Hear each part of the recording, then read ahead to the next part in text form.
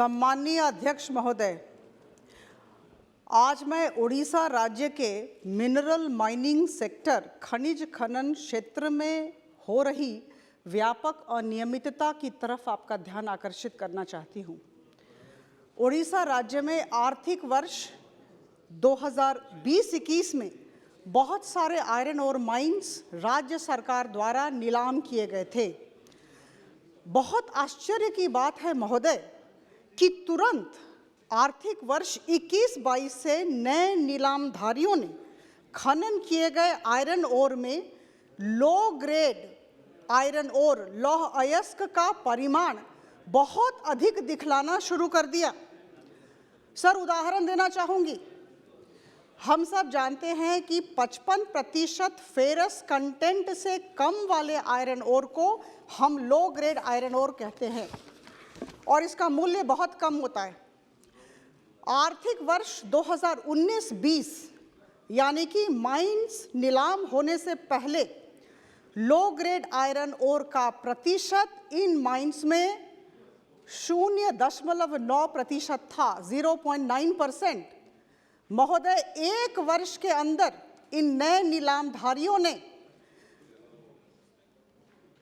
ये 0.9% को 27.3% दिखलाया। 0.9% became 27.3%। Low grade iron ore इतना बढ़ गया।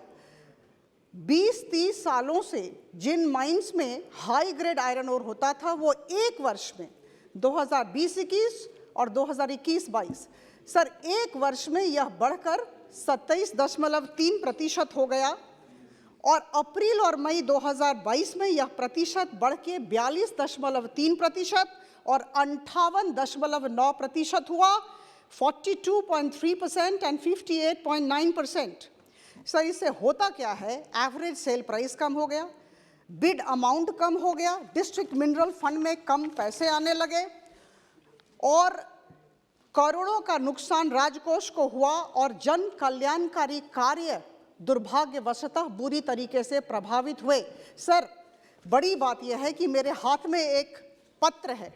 इंडियन ब्यूरो ऑफ माइंस ने सरकार को लिखा, केंद्र सरकार ने राज्य सरकार को लिखा और इस चिट्ठी, ये जो चिट्ठी है यह दिनांक 11/8/2022 की है और इसमें लिखा गया है कि राज्य सरकार उड़ीसा को तुरंत लिखा जाए और तदारक की जाए, मॉनिटरिंग की जाए और इन्वेस्टिगेशन हो। रिपोर्ट मांगा गया, तलब की गई, लेकिन सर उड़ीसा राज्य सरकार ने कर्णपात नहीं किया।